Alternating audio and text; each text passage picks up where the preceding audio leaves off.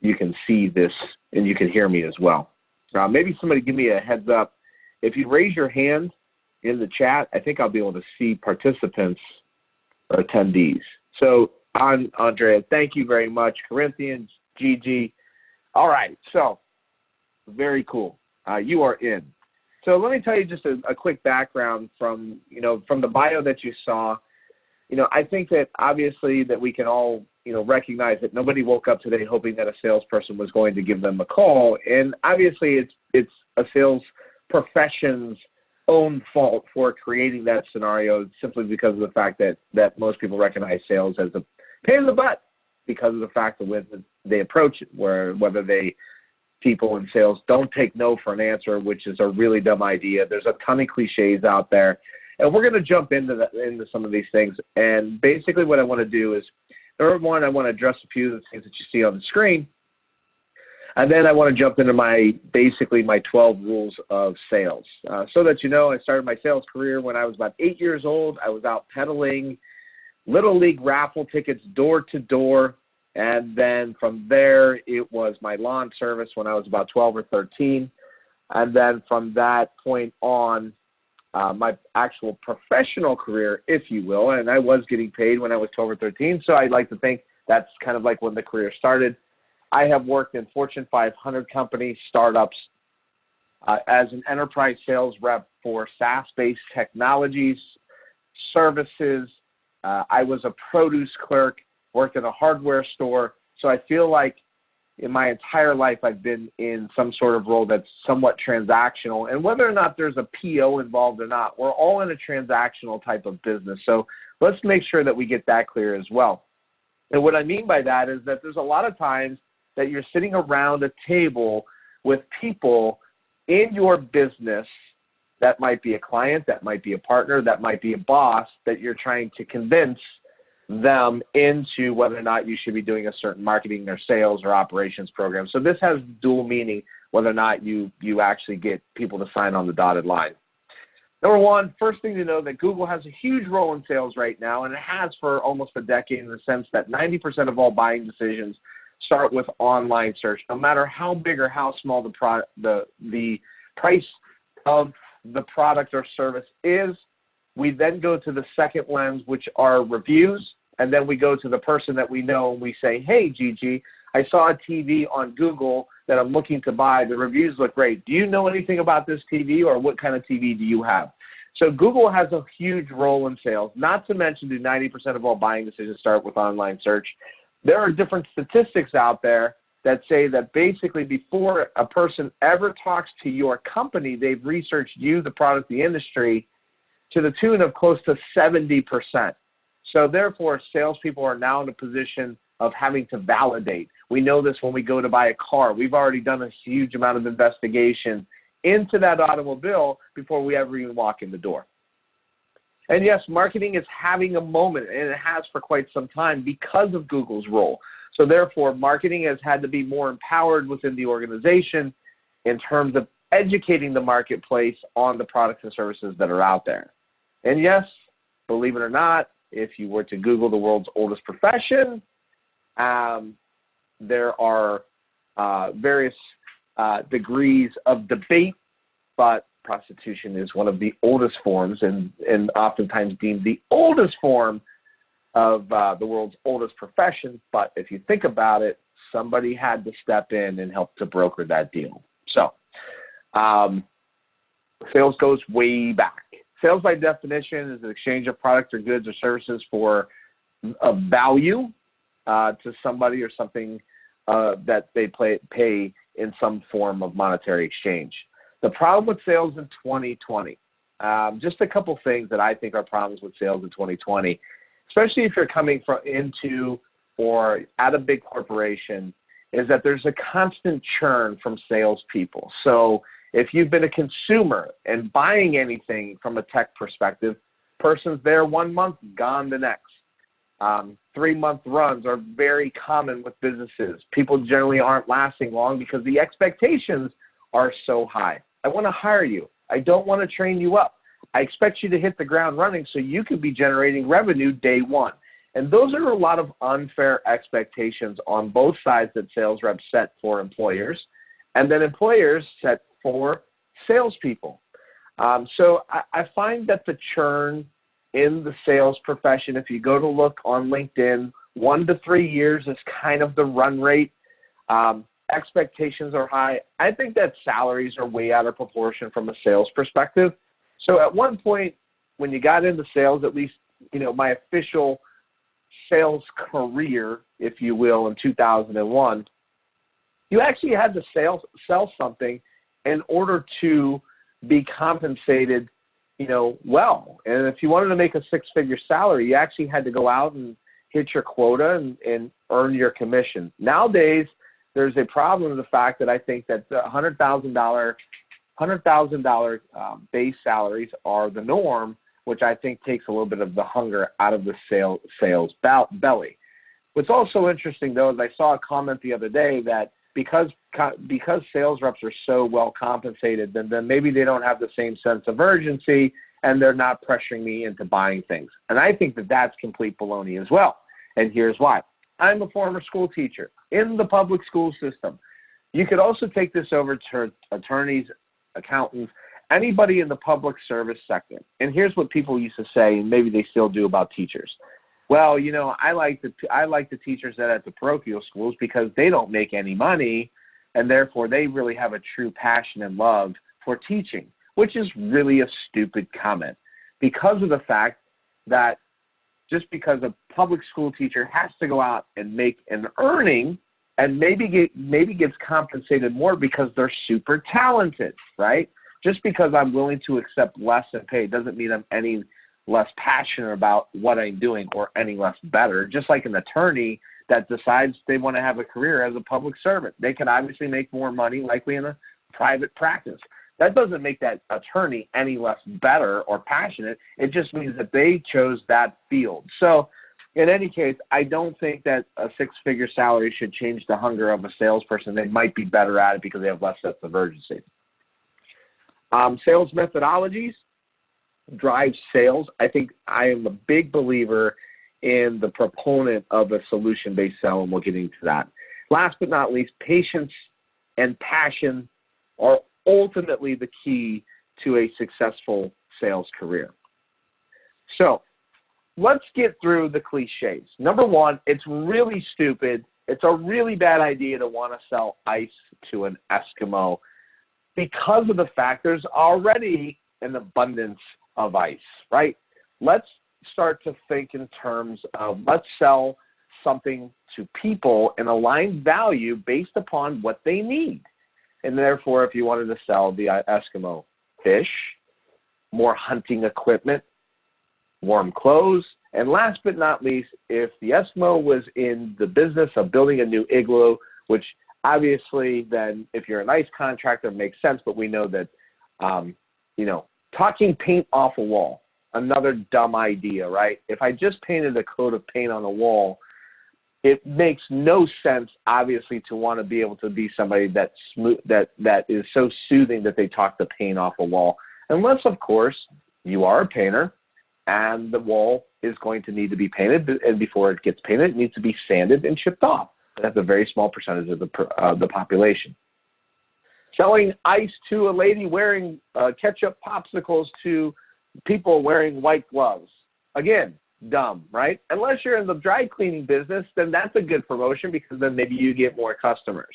So let's get rid of the connotations that salespeople are great, smooth talkers. Instead, let's start to get into some conversation about my rules of sales. And I want to make this as interactive as I possibly can. So if you can, and you have any questions, put them in the Q&A. It should capture that. The next thing I'm going to do is I'm going to launch a polling question. There are a lot of questions in this one. So go ahead and as we take our time through this, you don't have to answer these all at one time. My first rule of sales is number one, be real and be authentic. When I was in enterprise sales with GE Healthcare selling SaaS-based technology to large hospital chains, the Cleveland Clinic, the Johns Hopkins, we were expected to live and breathe in the blue or gray suit. We were very robotic-like, and we spoke in the king's tongue. And that made me crazy, right? Because of the fact that I'm a human being and I have inflection in my voice, but this was the GE mantra. So you're going to be purchasing, or you're trying to align your patient objectives across the continuum. We were going to need to align a vendor-neutral archive solution for your business. And like,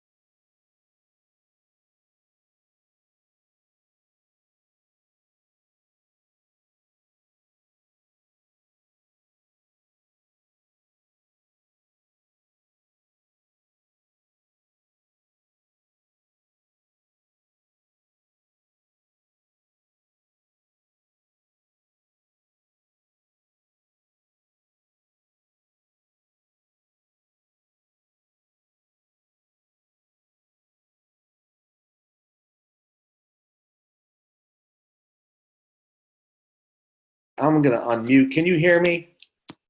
Can you hear me?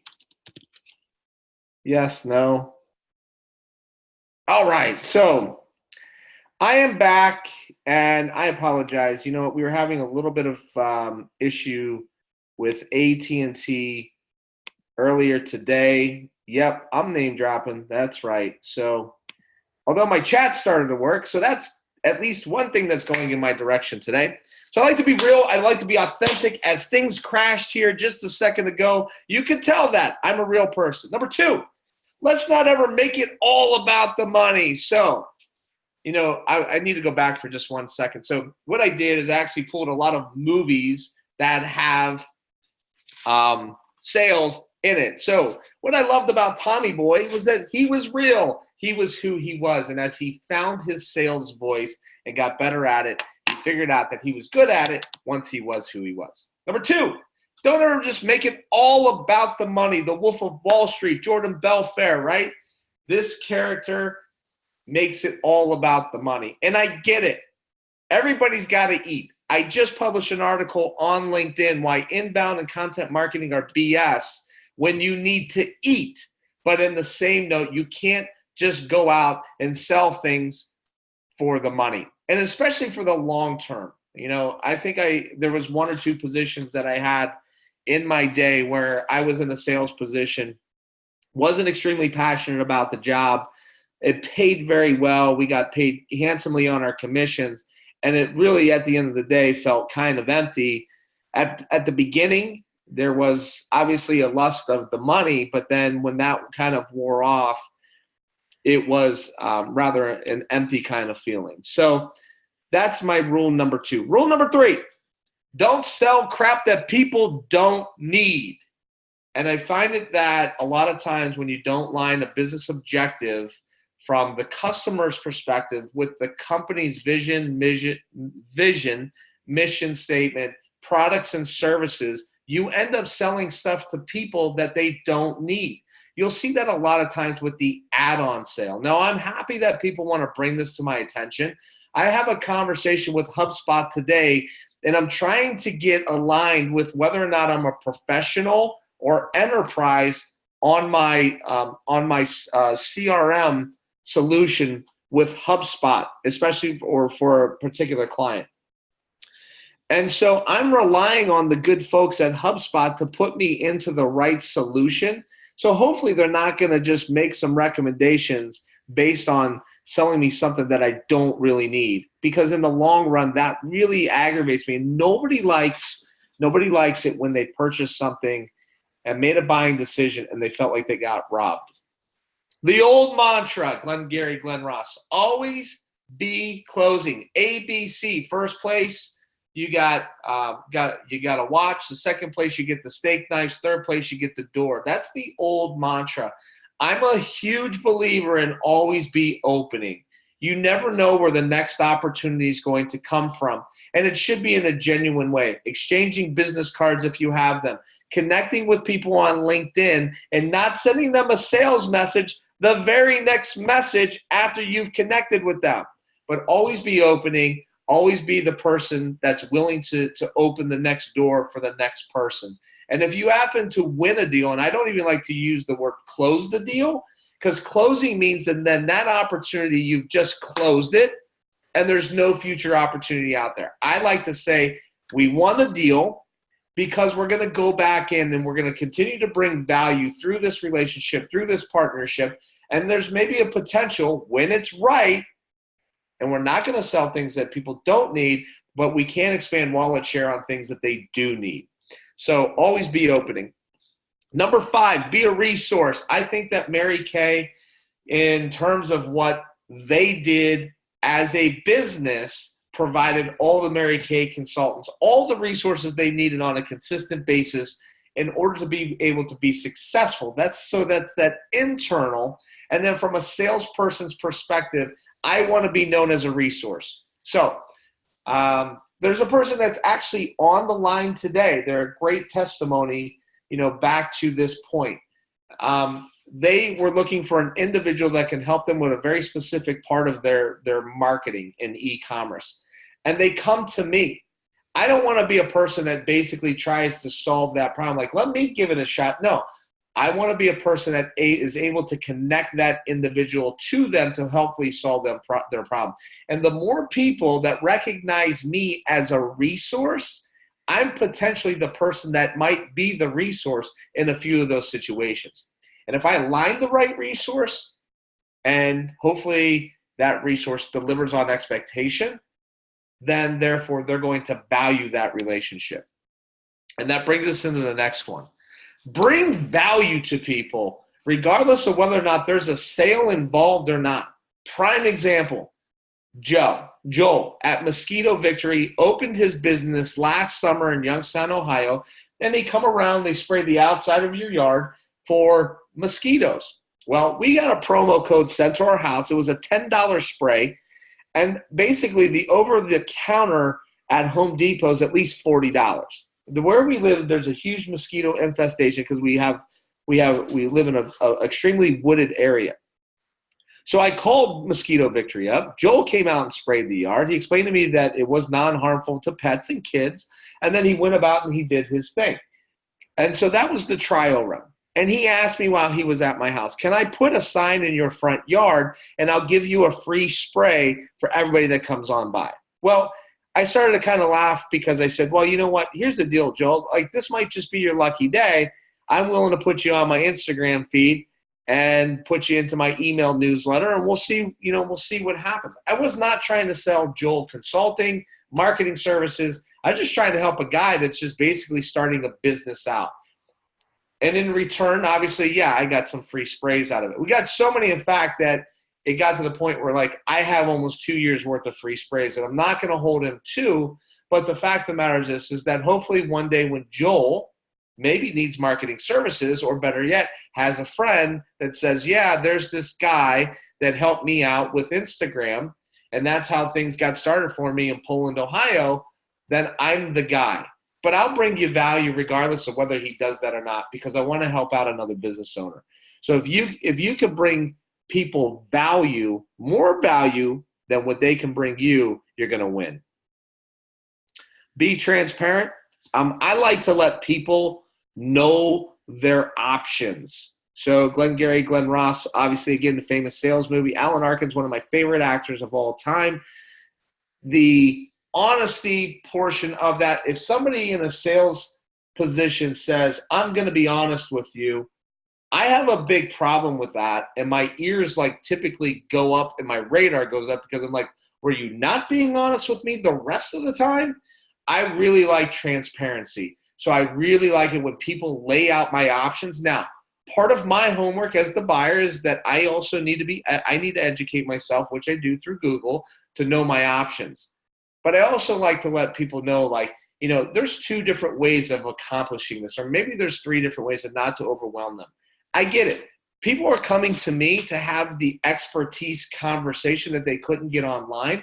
Again, I just like to be transparent, whether it's with my pricing and how I price things, to what the potential ROI is, what the product looks like, what the service looks like. And the more I feel like the person knows into the business, I won't have to say honest. I won't have to say trust me. They will. And I earn that trust by being transparent. Ben Affleck, one of the greatest sales speeches of all time, in the movie Boiler Room. And it was a very self-serving message that is an exciting one to watch, but not one to live by. Never put the needs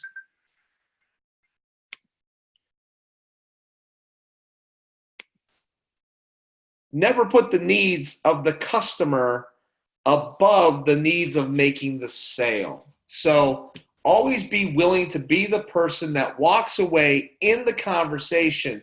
And if you do that, you'll live to fight another day.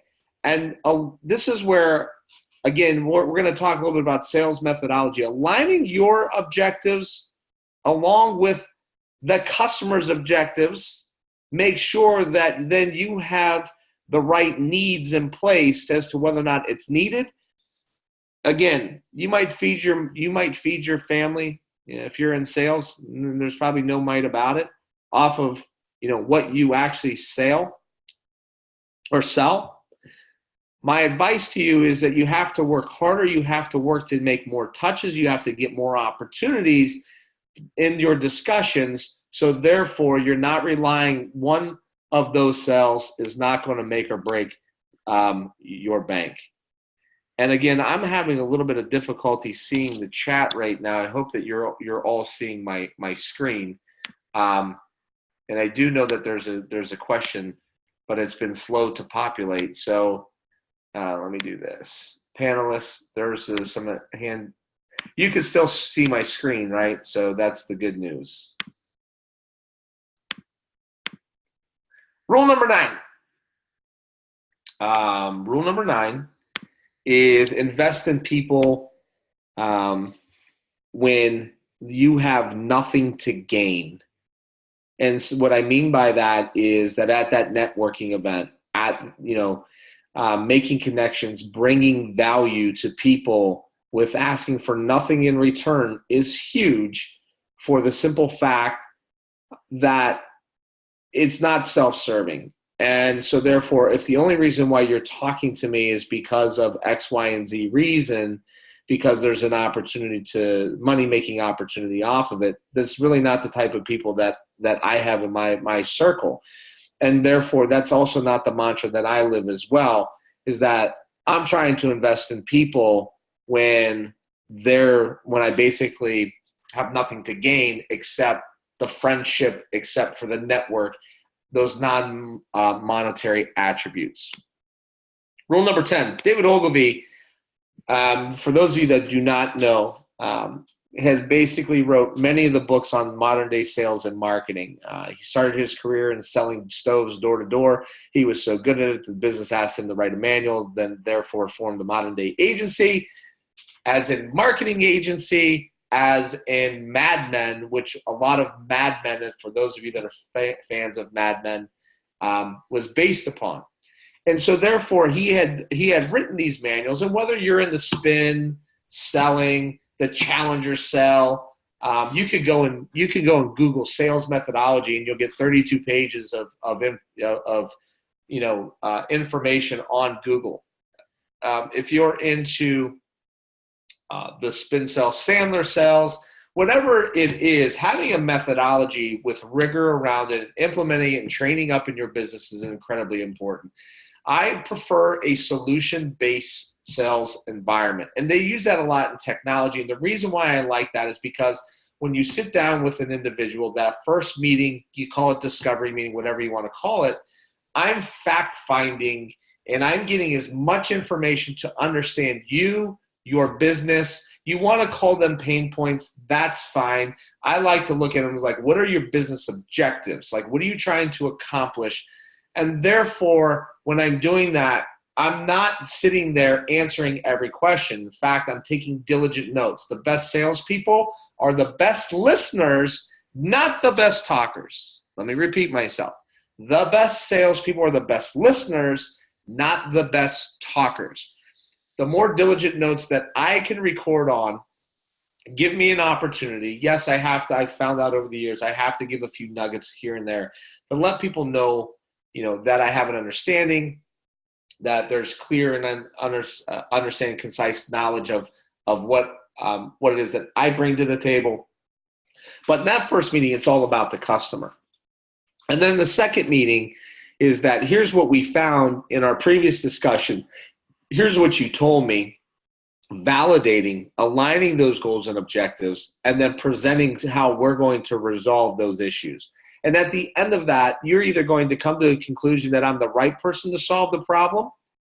You're going to come to the conclusion that I'm not the right person to solve the problem, but I gave you some great ideas and I brought you some value in how to solve that problem. Now you're saying, wait a minute. You didn't win the deal. That's all right. Because what I said in the previous 10 slides, I live by that. Like, if I brought you more value into that conversation, you might sign with somebody else to do X, Y, and Z, but you might come back to me a year later if they didn't deliver on their expectation, and I'm willing to wait and play that long game. All the faults of Ari Gold in the HBO series Entourage, timely and responsive was not one of them. If I'm in a conversation with an individual that is prospecting me, and there's a lot of delays, there's life that gets in the way. But if I'm in a conversation with an individual and they're very slow on their proposal, they're slow to follow up, they're slow on their email, they're slow on their phone call, they're slow on their contract, then that to me a lot of times becomes an indication of how an organization, once I've written the check, how are they going to treat me then when I'm a customer? So therefore, some red lights go off there. I like to be very timely. I like to be responsive. I have various degrees of grading myself on this. As my business has grown and I've gotten busier, I've recognized the need to have some mechanisms in place that I do get better at this. But being timely and responsive, I think, it comes with the territory. One of the things that you shouldn't have to do is have to convince or force the issue with anybody from the buying perspective. If you have to do that, I personally take a step back and say, what are we really trying to accomplish here? If I'm in that hardcore hard press, don't take no for an answer. I hear people, sales reps, when I'm in my consulting role, say, I'm going to keep calling. It's my life's mission to get them on the phone. And so it's like, I don't know, is that really the best scenario? Now, statistically, most sales reps give up after the 1 to 3 attempts, email, phone call, move on to the next person. And statistically, it shows that you need 7 to 8 to 10 touches in order to successfully convert at least into the conversation. So that part of it from a prospecting perspective, I do get it. But if you're really hardcore pressing somebody to try to talk somebody into something, it becomes more the manipulative salesperson that we just don't like. And my man here, Ron Propel, who was one of the greatest infomercial people of all time, like the greatest infomercial. Are these really things that we needed, like the smokeless ashtray, the Mr. Microphone, like really cool things from our childhood, but it all feels a little forced. For those of you that do not know, I do DO Live, the marketing conference, as an opportunity to be able to help advance professional development, sales, and marketing. I also have a print publication that is Icons of Youngstown. But the third component of my business has been a consulting business that I've run for 6 years now on both sales and marketing. And I help businesses with lead generation, strategy, marketing, and also sales. And so I just wanted to give you a quick case study. So all the things that you see that were presented as my rules of sales today are things that I've done with customers over the past year. And I'm keeping the customer's name off of this simply because of the fact that their information is obviously private. But in the same note, sharing this with you, when I started with them back last December, they wanted to grow the size of their business by double in a year, which obviously is a very tall, challenging order. And just short of me walking across water, you have to align those expectations. But they started with a funnel of $80,000 last January. And by putting a lot of rigor around meeting on a consistent basis to have funnel scrubs with their salespeople and work through them on some sales methodology and some lead generation, we grew their funnel to $600,000 in the course of 11 months. We generated over 140 leads, and to date, there's $250,000 in sales. So we're not going to hit the double-digit growth that they were expecting out of sales, but we have basically grown the funnel almost to that projection in year one. So, and again, this is by aligning these objectives and these beliefs that I presented to you. The next one. I have a client that basically needed to jumpstart their lead gen strategy. And so therefore, in Q3, when they signed with me, we did a webinar.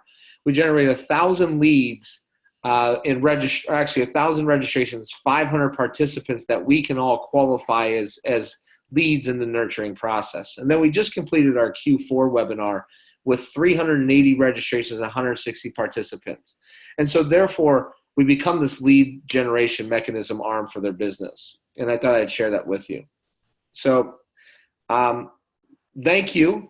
I appreciate everybody dealing with the technical challenges. I need to run out, go meet with a sponsor of DO Live. Speaking of sales, I need to go meet with a sponsor from DO Live from this past year. We have some upcoming events. We have a meetup next Wednesday, the biggest going out night of the year. Come join us for a beer, November 27th at the Magic Tree Pub. This is a very casual, we just came off of DO Live, an all-day, 2-day event on marketing and sales professional development. So this is going to be a very loose networking event. Come hang out, have a drink, let's get together, be thankful for each other's company. We will have a marketing meetup on December 20th. I think it's going to be a Christmas party lunch. We're determining where we're going to host that. We have the all new DO Live marketing show. So do you want to be featured, interviewed? Do you want to ask questions? We're going to start recording the DO Live marketing show and then playing it back. So we would love for you to be on that. If you're interested in DO Live year-long sponsorships, hit me up in the chat. We have 8 available. Actually, I've sold 2 so far. And so therefore, we've got that. And then be on the lookout for the 2020 webinar series. I apologize. Man, technical difficulties. We grinded through it, though. We made it work somehow. Hopefully this recorded. It will be available on demand. I'm currently looking for the chat. I lost your sound. Yes, you did. Hopefully we're back. Any question? Favorite sales-related movie? Jerry Maguire. Like it. Show me the money, Jerry. And I liked it because of the fact that Jerry walked away from a very lucrative position in a sports marketing agency type of environment.